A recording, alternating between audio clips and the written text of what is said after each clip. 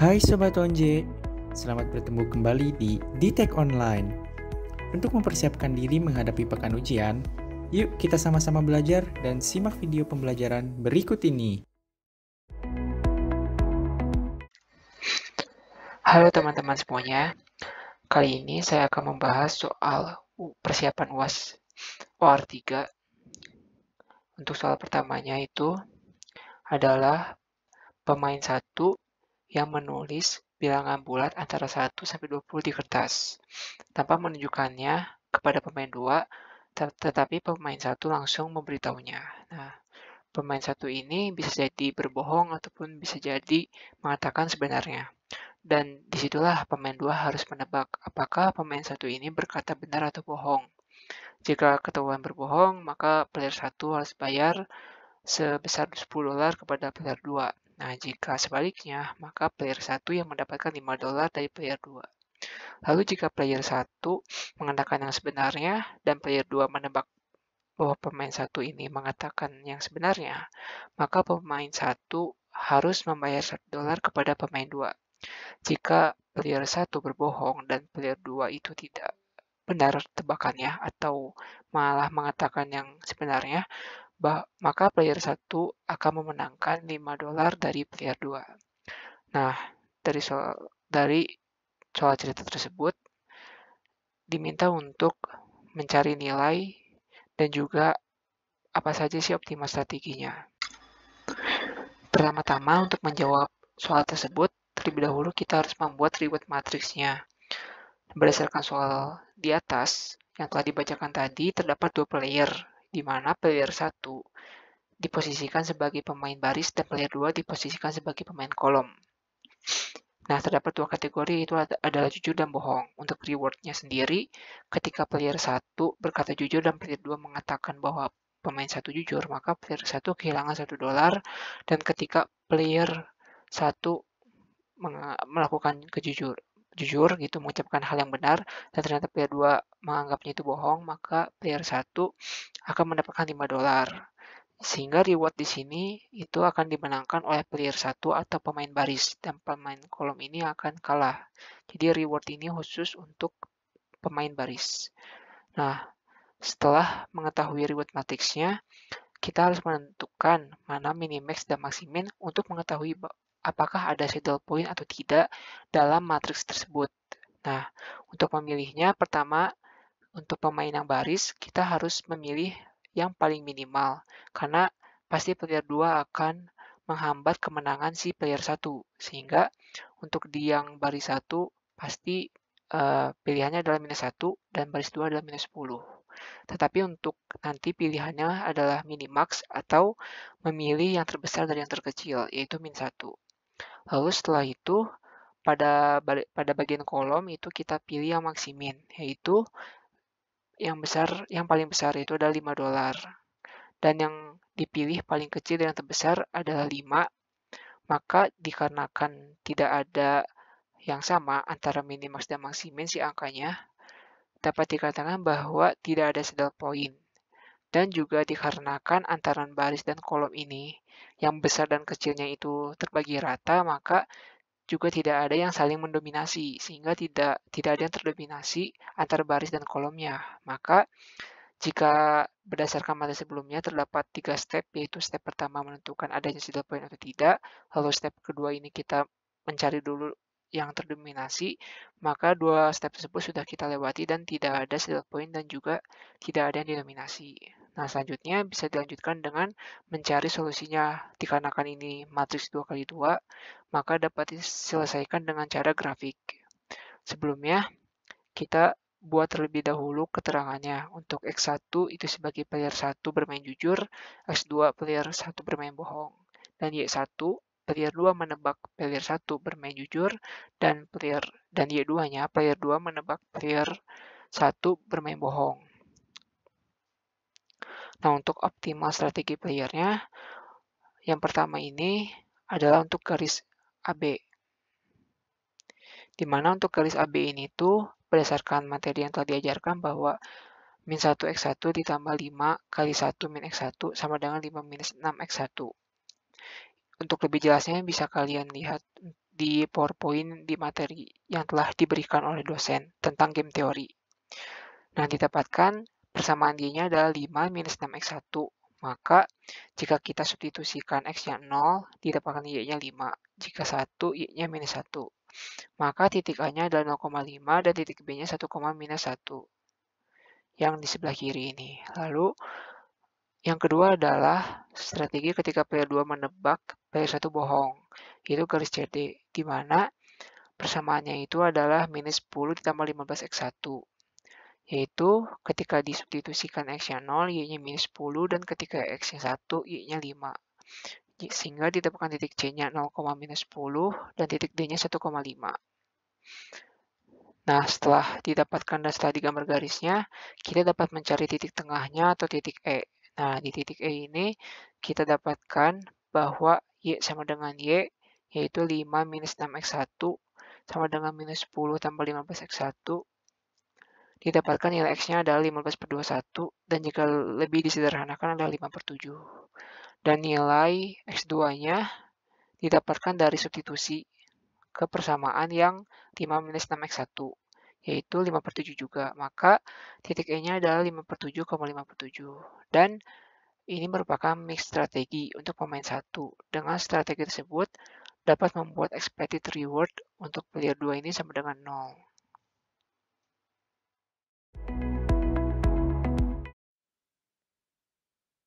Kita masuk ke soal nomor 3.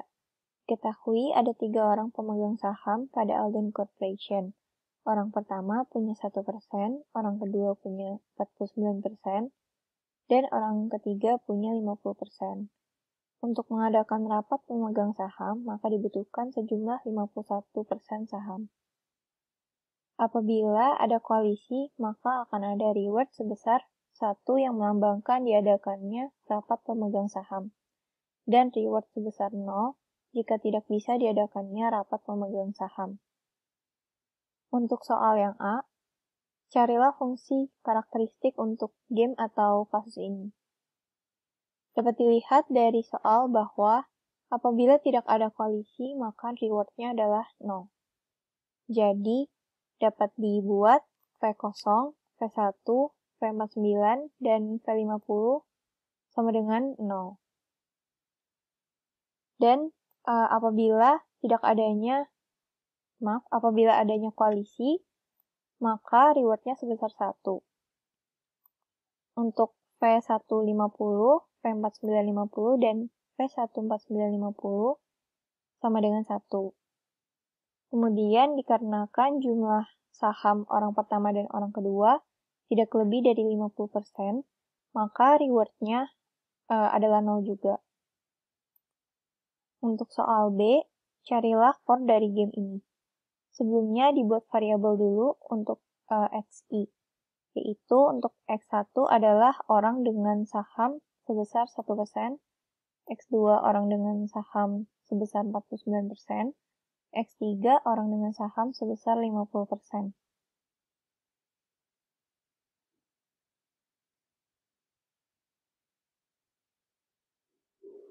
Untuk grup rationality-nya adalah Vn sama dengan sigma Xi dengan I-nya dari 1 hingga N, atau jumlah orangnya.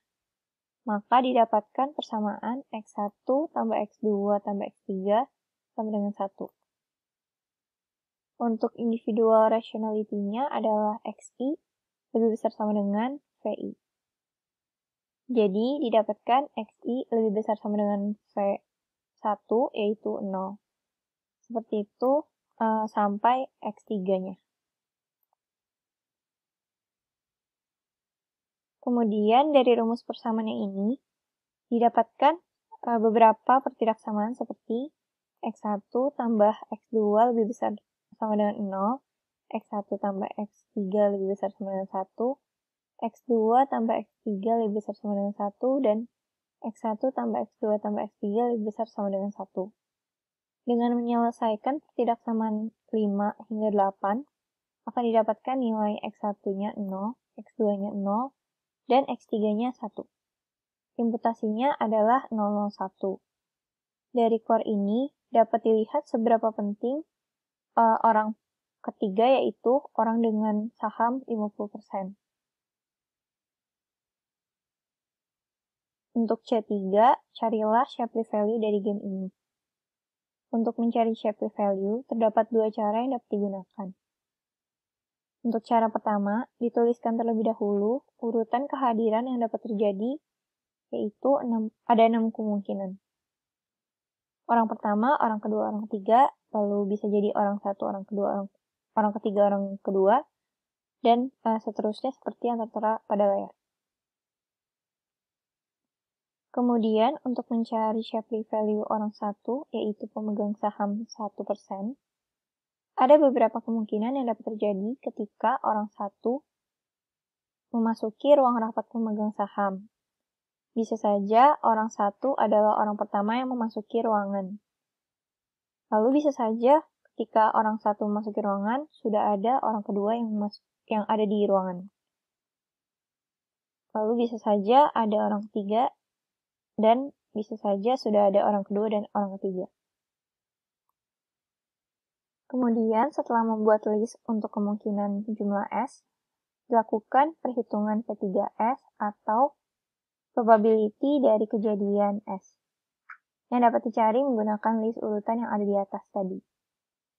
Kemungkinan orang pertama adalah orang pertama yang masuk ruangan ada sebanyak 2 dari 6 kejadian.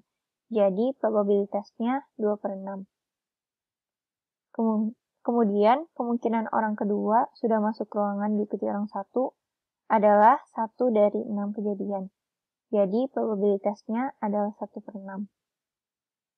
Lalu, kemungkinan sudah ada orang kedua dan orang ketiga di dalam ruangan ada 2 dari 6 kejadian. Jadi, probabilitasnya 2/6. Untuk kolom berikutnya, dicari value yang ada dengan menggunakan rumus VS digabung orang terkini, yaitu orang satu, dikurangi VS. Sebagai contoh, ketika orang pertama memasuki ruangan yang kosong, maka value yang didapat adalah V0 digabung V1. Kemudian dikurangi VS. Jadi, V0 gabung V1 dikurangi V0. Hasilnya 0 kurang 0, jadinya 0. Untuk baris berikutnya akan menggunakan rumus yang sama. Lalu, untuk Shapley value dari layer 1 didapat dari perkalian probabilitas dan reward yang ada. Maka didapatkan Shapley value-nya sebesar 1/6 kali 1 sama dengan 1. Untuk Shapley value player kedua, caranya sama persis sama player 1. Untuk Shapley value player ketiga, terdapat sedikit perbedaan, yaitu pada reward yang didapatkan ketika player 3 memasuki ruangan yang berisi player 1 dan player 2. Karena jumlah saham player 1 dan player 2 tidak mencukupi persyaratan, maka ketika player 3 masuk, reward yang didapatkan adalah 1. Jadi, Shapley value player 3-nya adalah 2/3. Sekian untuk cara pertama. Berikutnya adalah cara kedua. Untuk cara kedua ini cukup mirip dengan cara pertama, yaitu menggunakan list urutan kedatangan yang dapat terjadi. Kemudian dicari jumlah nilai yang didapat saat orangnya datang. Untuk contoh, pengisian untuk baris 1 dengan urutan orang 1, orang 2, orang 3. Ketika orang 1 datang, maka V0 menjadi V1, yang nilainya sama dengan 0. Lalu ketika pemain 2 datang, V1 berubah menjadi V1,2 dengan nilai 0 karena jumlah sahamnya masih belum mencukupi syarat. Kemudian ketika orang 3 masuk ke ruangan, reward-nya akan menjadi 1 karena jumlah saham sudah memenuhi syarat. Sebagai contoh lagi, untuk baris terakhir, dengan urutan kedatangannya orang 3, orang kedua, orang 1, ketika orang ketiga datang, V0 menjadi V3 dengan nilainya 0. Karena sahamnya masih 50%, tidak lebih dari syaratnya. Kemudian orang kedua datang. Nilai yang V3 akan berubah menjadi V2 dan 3, yang nilainya menjadi 1. Karena jumlah saham orang ketiga dan orang kedua itu lebih dari syarat. Jadi, rewardnya sama dengan 1. Maka ketika orang pertama datang, itu tidak akan menambah reward apa-apa karena sebelumnya orang kedua dan orang ketiga sudah mencapai syaratnya. Lalu dari perhitungan ini dapat dihitung kembali Shapley value untuk setiap layer dengan cara mengalihkan probability of order dikalikan amount added by player arrival. Untuk player 1 dikali 6 jadinya 1/6. Untuk player kedua 1 dikalikan 1/6 jadinya 1/6, dan player 3 1/6 dikalikan ada sebanyak 4, jadi 1/6 kali 4 2/3. Hasil yang dihasilkan dari cara kedua sama dengan cara pertama.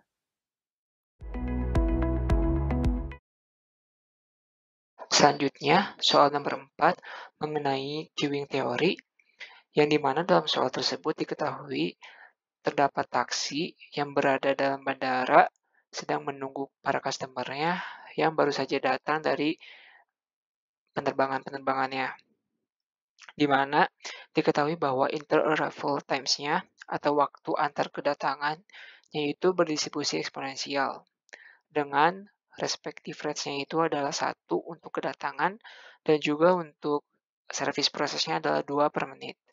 Nah, namun diketahui bahwa arriving customer yang ini atau customer yang baru tiba jika tidak menemukan taksi, maka customer itu akan pergi. Nah, berdasarkan soal tersebut terdapat 3 soal, yang dimana soal pertama kita diminta untuk menggambarkan model sistemnya itu sebagai birth date process.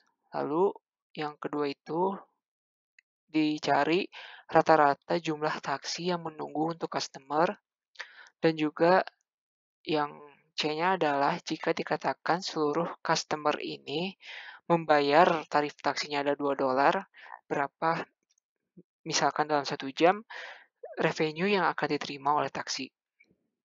Untuk menjawab yang A, berdasarkan soal, inter-arrival times-nya ini telah terdistribusi eksponensial. Maka dapat kita katakan bahwa antrean ini itu merupakan birth date process.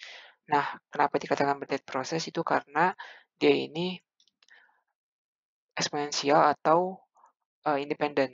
Nah, berdasarkan materi yang telah diajarkan di kelas, bahwa inter-arrival times yang independen ini, maka dia merupakan birth date process. Nah, dengan telah dikatakan sebagai birth date process, maka rate diagramnya pula menggunakan rate diagram Markov chain dari birth date process, yaitu yang n-1 menuju n plus 1, di mana setiap penambahannya ini adalah dari lambda atau dari dari arrival rate-nya. Nah, sedangkan kalau untuk yang n plus 1 ke n dan juga ke n-1 atau dari 2 ke 1 dan ke 0 ini merupakan decrease atau pengurangan dari sistem proses yang telah selesai dilayani oleh server. Nah, dikarenakan juga ini merupakan rate diagram birth date process, maka state-state yang ada dalam queuing teori ini itu merupakan steady state atau berdasarkan Markov chain yang telah diajari kelas sebelumnya. Maka dapat dikatakan seluruh kemungkinan ini merupakan kemungkinan steady state. Nah, jadi P0 ini tuh artinya adalah berapa steady state untuk nilai taksinya itu adalah 0, yaitu peluangnya adalah setengah, karena 1 dikurangi lambda per mu. Nah, peluang untuk di queuing teori itu kan lambda per mu, maka 1 dikurangi 1/2. 1/2 ini didapat dari arrival rate-nya 1 dan service prosesnya 2, maka 1/2 lambda dan mu. Lalu untuk steady state atau state yang sudah stabil untuk taksi yang datang adalah 1 itu adalah lambda dikalikan P0 dibagi mu. Nah, ini tuh didapat dari materi yang telah diajarkan di kelas. Untuk dasarnya itu bisa dibuka lagi lebih detail materi tentang penentuan P1-nya di queuing teori. Nah, dilanjutkan lagi. Jadi, untuk lambda dikali P0 dibagi mu untuk steady state untuk jumlah taksi sejumlah 1 adalah 1 dikali 1/2 dibagi 2. Karena P0-nya tadi 1/2. Jadi nilainya 1/4. Lalu untuk P2, ini adalah kuadrat dari yang pertama. Jadi lambdanya dikuadratkan, begitu juga dengan mu-nya. Nah, jadinya 1/2 dikali setengah, karena P0-nya setengah, dibagi 2/2. Maka jadinya 1/8. Karena 2-nya ini turun ke bawah. 2/2, 4 dikalikan 2 lagi. Itu 1/8 jadinya. Nah, maka untuk seterusnya sampai hingga PJ, nah maka lambda pangkat J P0 dibagi mu pangkat J. Jadi, si pangkat 2-nya ini itu diganti sama J. Nah, jadinya 1/2 pangkat J plus 1. Itulah rate diagram dari birth proses queuing teori MM1 queuing atau MM1GD tahingga. Nah, soal A sudah terjawab. Selanjutnya, soal yang B, di mana diminta untuk dicari rata-rata jumlah taksi yang menunggu customer. Nah, dikarenakan di sini ada jumlah taksi yang menunggu customer, artinya dicari adalah L saja, bukan LQ atau LS, karena rata-rata jumlah taksi yang menunggu customer. Artinya, rata-rata jumlah taksi yang ada dalam sistem antrian gitu. Jadinya carinya L saja. Nah, berdasarkan materi yang sudah diajarkan di kelas juga, rumus L-nya itu adalah P dibagi 1 min P, yaitu lambda per mu dibagi 1 min lambda per mu. Maka, berdasarkan soalnya itu, arrival time atau arrival rate-nya adalah 1 dan service process-nya 2, maka L-nya ini didapat sejumlah 1 dari 1/2 dibagi 1 dikurangi 1/2.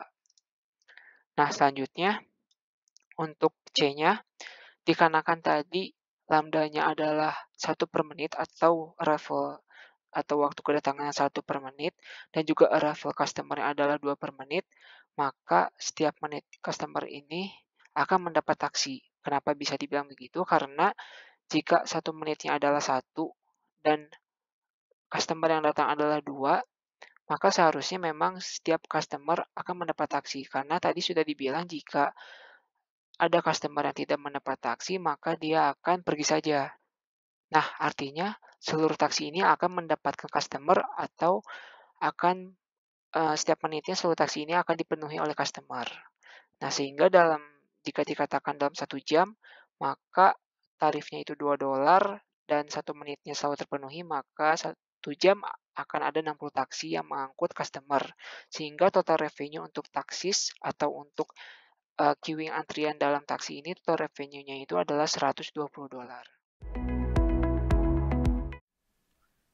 Halo semuanya, selanjutnya akan dibahas soal nomor 6, masih mengenai teori antrian, kali ini dari subbab 20.5.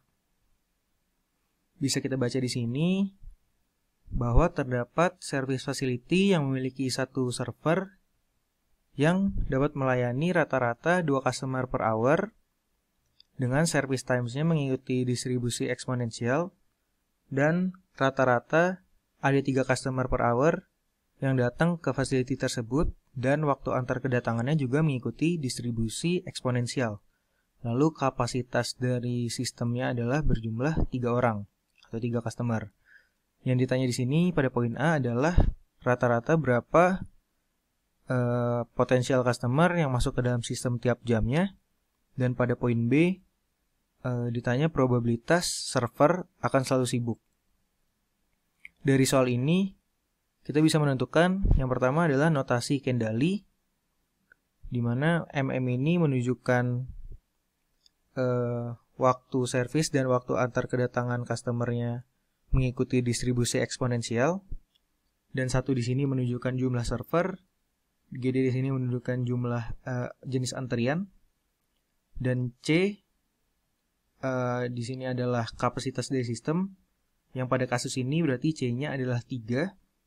Dan yang terakhir adalah size dari populasi customer, yaitu Tahingga.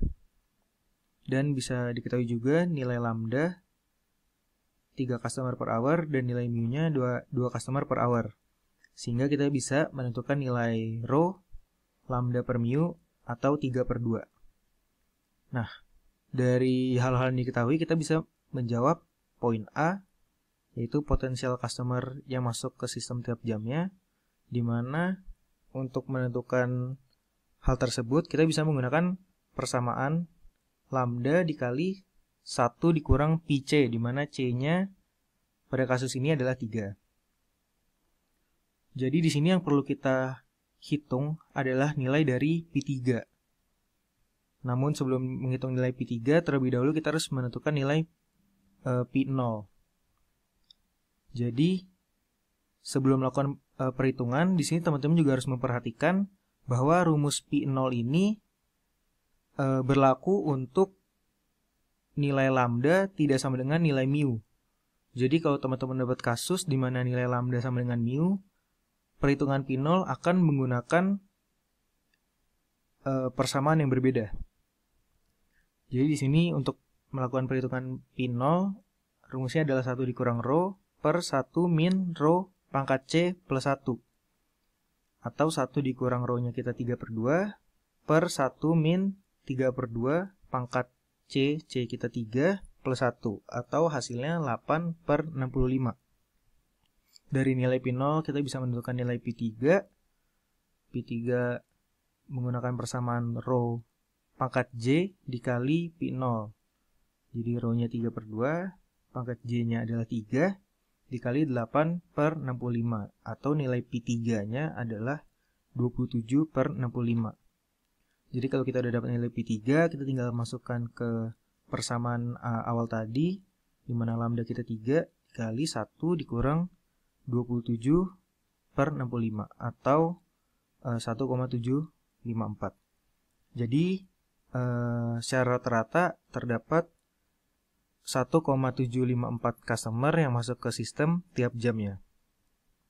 Selanjutnya kita bahas soal poin B, di mana ditanya adalah peluang server, ini harusnya server, peluang server akan selalu sibuk. Jadi karena server yang dimiliki dalam kasus ini hanya 1, jadi jumlah customer di dalam sistem yang lebih besar dari 0 itu akan menyebabkan server akan selalu sibuk. Oleh sebab itu, perhitungan akan menggunakan persamaan 1 dikurang P0. Jadi di sini maksudnya adalah selain P0 itu servernya akan selalu sibuk. Makanya kita tinggal hitung P0-nya. Habis itu kita cari nilai 1 dikurang P0 yang mewakili nilai P selanjutnya, mulai dari P1 hingga PC. P0-nya kita sudah hitung sebelumnya di atas, nilainya 8 per 65. Jadi kita bisa langsung hitung untuk 1 dikurang 8 per 65 adalah 57 per 68 atau 0,877. Jadi probabilitas sistem akan atau server akan selalu sibuk adalah sebesar 0,877. Sekian untuk pembahasan soal nomor 6. Terima kasih. Terima kasih teman-teman DTech. Semoga video pembelajaran tadi dapat membantu teman-teman dalam menghadapi ujian nanti ya. Stay safe, stay healthy, dan good luck dalam menghadapi ujiannya.